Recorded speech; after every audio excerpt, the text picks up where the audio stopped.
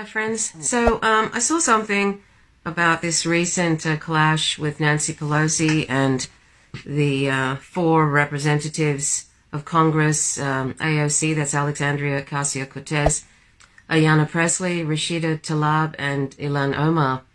And it's from the Freedom Rider by Margaret Kimberly. You know, she's from the Black Agenda Report, and she has her own blog, The Freedom Rider. Margaret Kimberly sort of wrote an interesting piece about this recent clash, which also I'm going to talk about. The Real News Network did a really interesting interview with Henry Giroux about this clash between Trump and how this is sort of in some ways leading to American fascism, this kind of behavior of Trump. But it also, this Freedom Rider article sort of demonstrates how Nancy Pelosi is also, she does not support women of color within her own party. And it's an interesting little read. I'm not going to read all of it, but I just want to read out some of it to give you a background if you're not aware of this particular incident. So it starts off with Trump and Pelosi are birds of a feather when it comes to beating up on dissident women of color. I'll move down a couple of paragraphs. Representatives AOC, Ayanna Pressley, Rashida Tlaib, and Ilhan Omar dissented and voted against the latest compromise with Republicans to fund Trump's immigration enforcement.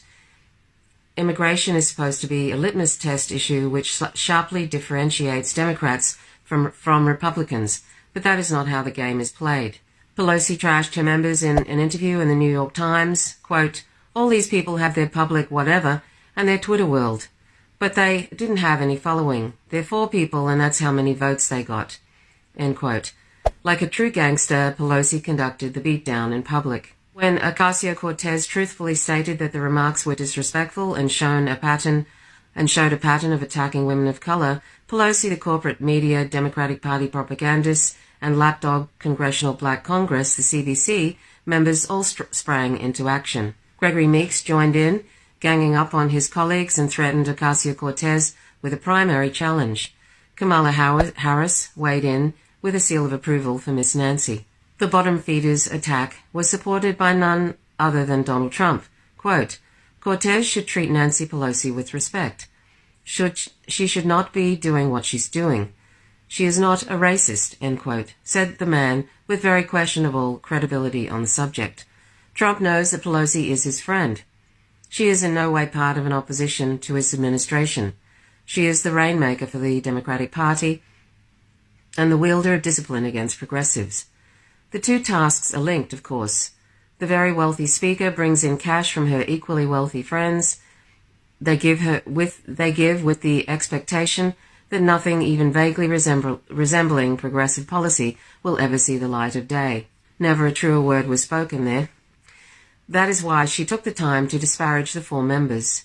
If she doesn't, others might get the idea that they, too, can show a little bravery, and the entire rotten enterprise would be at risk. Independent-minded members are not what Pelosi wants to see. Trump then helped Pelosi with a racist rant against the progressives. He used everything from love it or leave it to go back to your shithole country when only Omar is foreign-born, and exhibited the full gamut of race baiting. Pelosi only issued a mild rebuke about xenophobia. Trump's remarks let Nancy Pelosi off the hook and protected the Democratic Party enforcer. The Democrats have their theatrics and Trump has his. Pelosi probably rose in his estimation when she dismissed her brown-skinned caucus members. Of course, Trump's rant was vigorously attacked, as it should have been, but the offended progressives didn't question Pelosi, the person responsible for the ugly episode. Anyone paying attention could see the fake outrage in action.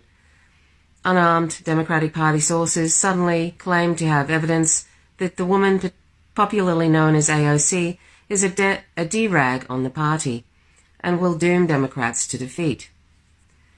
Obama hatchet man David Axelrod took to Twitter, a la Trump, to complain about the Democrats who have gotten out of line. Quote, "With his deliberate racist outburst, Donald Trump wants to raise the profile of his targets, drive Dems to defend them, and make them emblematic of the entire party. It's a cold, hard strategy, end quote. Why shouldn't Democrats defend their members?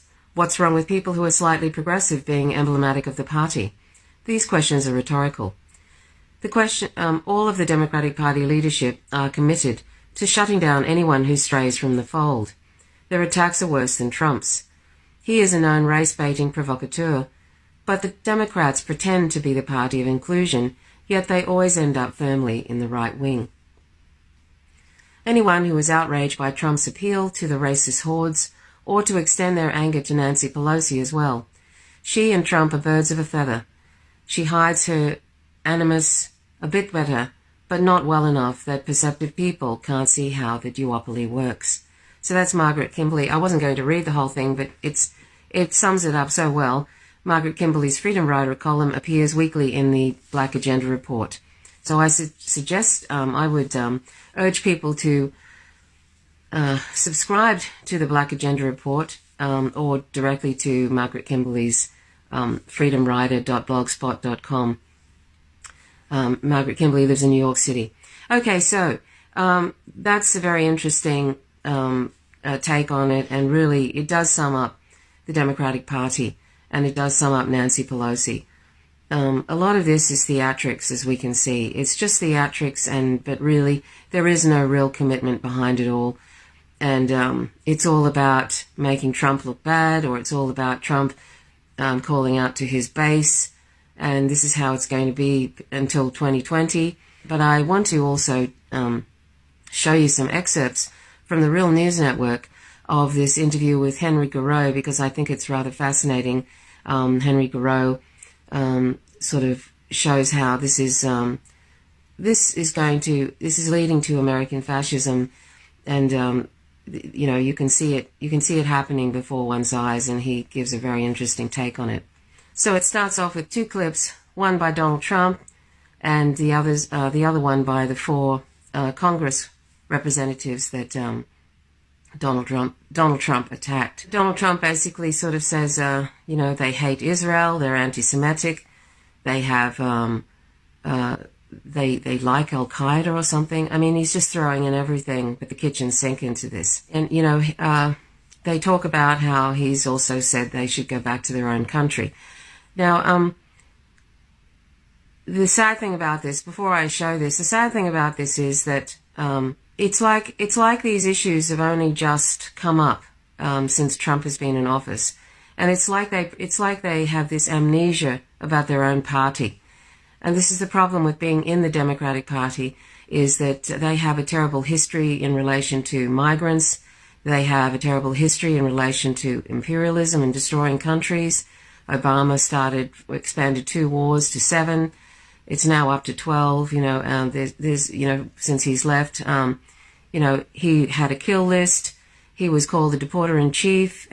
He deported 2 million plus immigrants. They had cages too, like the children in cages. It wasn't anywhere as bad as what's happening now with Donald Trump, but it was bad. And, there was a lot of families destroyed, a lot of lives destroyed. There's these two parties. They are a duopoly. One pretends to be the party of diversity.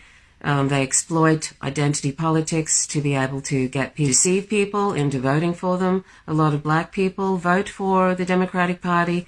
Sadly, even though the Democratic Party really don't care about black people, they're quite happy with the private prison system that is really just legal slave labor, and also is feeding lots and lots of money into the private prison system. The immigration courts, the migrant courts they have down near the border, lots of private prisons get hundreds of dollars every day from having these migrants put in these detention centers, and into the prisons. It's just really lining the pockets of private prisons and the private prison system. So it's basically, destroying these people's lives and lining the pockets of the private prison system. So it saddens me when I see these 4 women of color just basically really not feeling really not wanting to criticize their own party and their party's past. That's verboten. You cannot do that, even though that party is as problematic it's not as crass as the GOP, but it is as problematic. It's as a corporate-loving, corporate-serving, warmongering party as the GOP. And so that's the sort of the hypocrisy of it all. And, and unfortunately, it's hypocritical to pretend that even though Donald Trump is overtly racist and he's doing a lot of really outrageous things, Obama may not have been overtly racist, but he was doing a lot of racist things, and he was supporting white supremacy even. That's what he was doing. White supremacy and colonization, the whole thing. So, it's sort of meaningless, when people get excited about, a black person being in office or a woman being in office or whatever, when their past is a predictor of their future, their past actions are a predictor of their future, and they're just carrying on the awful, ideals of the Democratic Party, of the GOP or whatever, of the national security state, of white supremacy, imperialism, and so forth. It doesn't matter if it's a woman or a black person or a gay person or whatever. It makes no difference. And when Donald Trump says in this clip, these two clips I'm going to show you, when he says they hate our country, they hate it, he's calling out to his base because, the white nationalists in his base, they always go on about, love it or leave it and all this kind of thing. Basically, you can't criticize your own country. If you criticize your own country, if you criticize your government, if you criticize the side of the government that you subscribe to, like in this case, the GOP, then you're a traitor, treasonous, you hate your country, and so forth. Which, in fact, it's the opposite. If you're criticizing your country and criticizing your government because they're doing things that are wrong and corrupt and violent, etc., that is, if you can call it this, real patriotism. This is the black is white, up is down kind of thing. This is where we're at today. And this is what Donald Trump is going to use, this, they hate our country. He's going to use that as a coattail to ride on to victory in 2020, because he's going to keep tell his base and tell everybody that these people, the Democratic Party, they hate their country. They have people of color in there. They're getting more people of color in there who hate their country, who like Al-Qaeda, who are anti-Semitic, and they hate Israel. And he's going to just lump on a whole lot of stuff, lump on a whole lot of lies. And see, this is the theatrics of the whole thing. It's just theater. It's theater, and yet it does work. It works because, sadly, there are a lot of ignorant people who aren't able to, there's no education there. Education, real critical thinking has gone by the board, and it's just not in the United States. It's in my own country here in Australia. It's gone by the board, and it's really, really easy when people are quite ignorant and they're propagandized to the max degree, like they are in the United States and pretty much here in Australia, because the Fourth Estate is dead. It's owned by the Murdoch Press. In the United States, it's owned by 6 corporations, and they tell you what they want you to believe.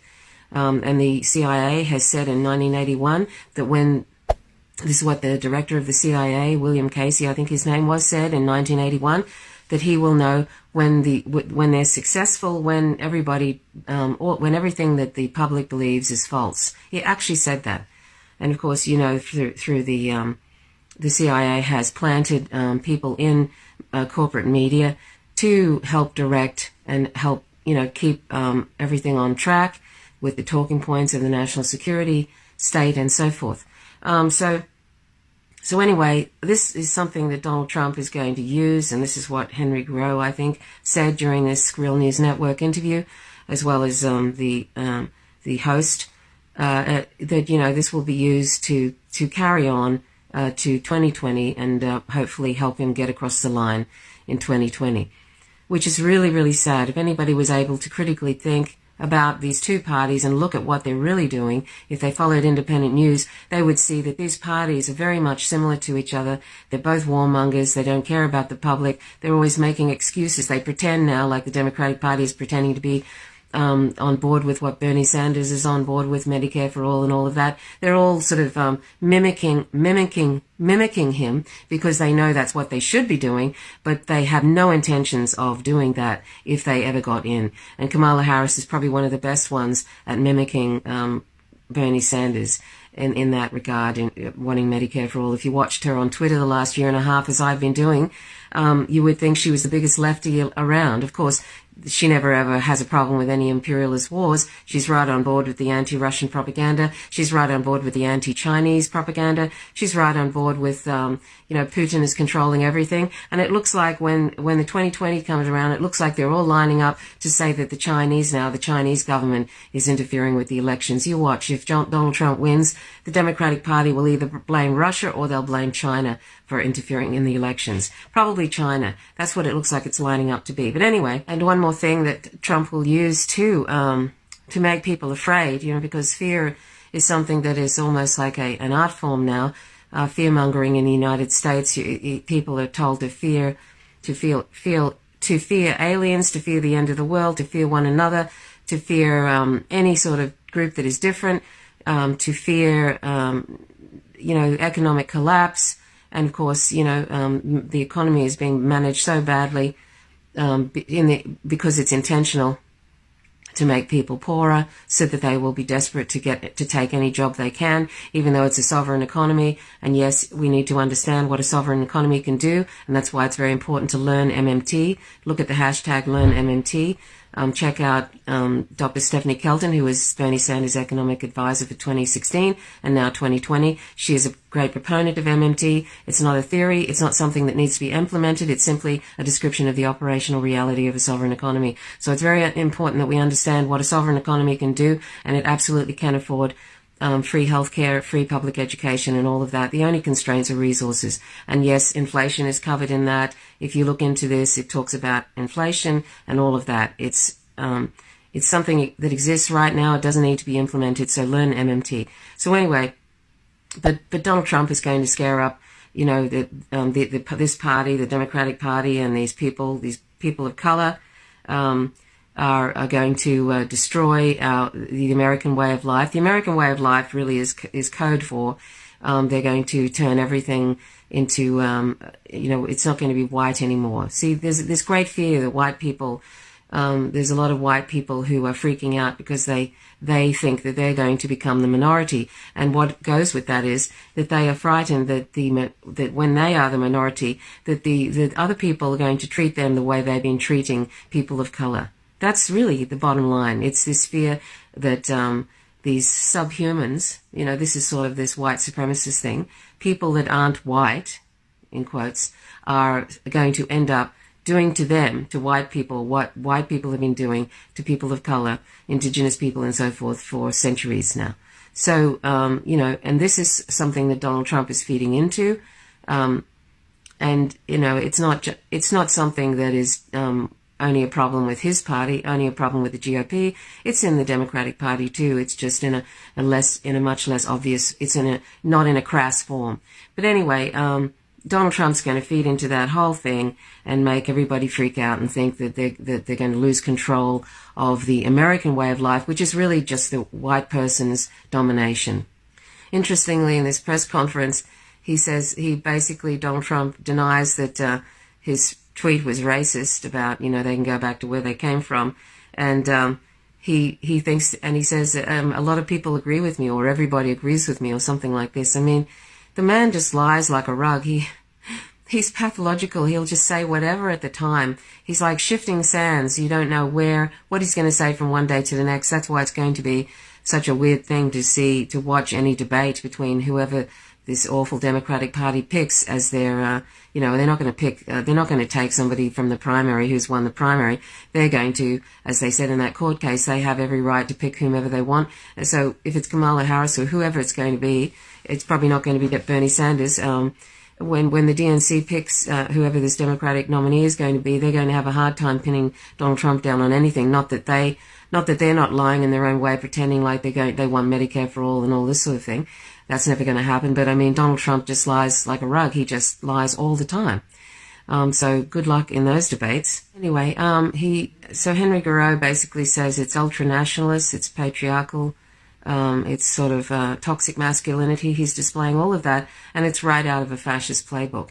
And yeah, I mean, we've seen this, haven't we, over the last couple of years in particular. Trump's rhetoric. He is.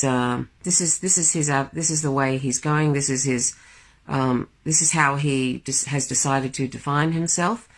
And sometimes I think he is racist, but sometimes I think he just goes along with whatever is expedient at the time, depending on who he's speaking to. It's basically just going along. Donald Trump is just going along with whatever he thinks people will support him on.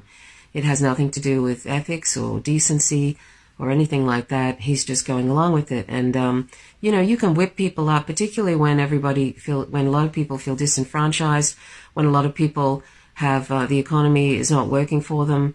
They can turn on, and it happened in Nazi Germany, where people turn on a certain group. They turn on minority groups. It's happened over and over and over again throughout history. And we're seeing it playing out right now. We're seeing it playing out right now in front of our eyes. This is what Trump is appealing to.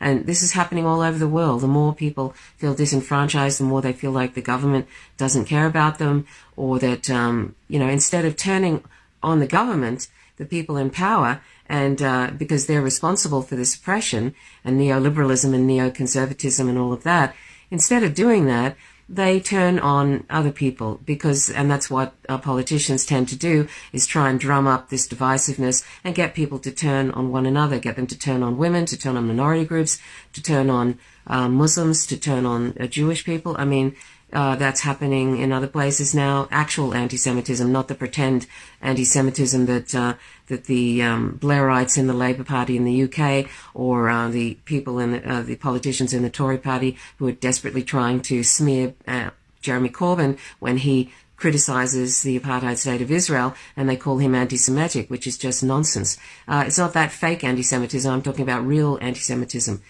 So that's going to be happening more and more too. This is what happens, it's happened throughout history over and over again. And one more thing, fascism, like Sheldon Wallen and others have said, it's just not a thing of the past. It actually fashions itself depending on the country. And this is sort of, different countries have different forms of it. And this is sort of like, it's an American fascism. That's what's happening. There's one part in this which is Sean Hannity talking about and fear-mongering about if the Democratic Party wins, that suddenly everything's going to become socialist and everybody's going to lose their money and it's going to be an absolute disaster. It's going to be a disaster like Venezuela and all this kind of thing. Well, that's putting the Venezuela myth aside of that socialism is responsible for what's happened to Venezuela. That's a nonsense. But just putting that aside, I mean, these people are not socialists. The democratic socialists, which is still embracing capitalism, and it's not socialism at all, what any of these for people of color in Congress represent. And so, but this is being used now, this absolute distortion of socialism, what it really is, what it really means. It's not capitalism with a happy face. Socialism isn't capitalism with a happy face.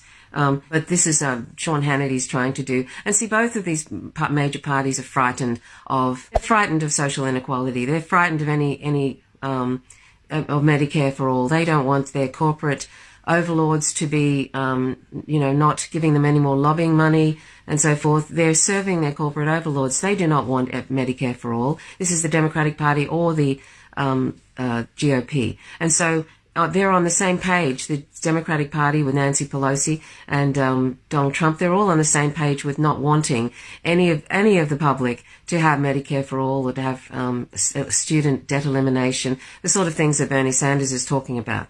They don't want that at all. So they're all on the same page with this. And I imagine Nancy Pelosi would be very happy if the ground opened up and anybody who was talking about Medicare for all and all of that they just went into, and disappeared into the ground like Bernie Sanders or AOC or whatever in relation to domestic policy. So anyway, I'm just going to, basically I'll play, it's 20 minutes long, but I'll play you probably about 15 minutes, 10 to 15 minutes of the key parts of this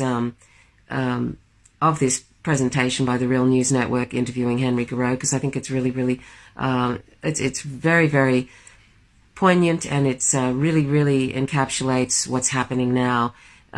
It's not just looking at the racist thing; it's looking at the white supremacist thing, which is being fed into, and the move to fascism. And I think it's really important for us all to sort of see beyond this whole this is racist and stuff. It's way worse than that. So I'll play that, and please stay tuned for this sort of parts of this interview. So thanks so much for watching. My name's Trish Roberts. Please subscribe if you haven't already. Hit the subscribe button and the notifications bell, otherwise you don't receive updates. And or leave comments if you wish. I always enjoy your comments. So please stay tuned for this next excerpt. Thanks for watching. Till next time.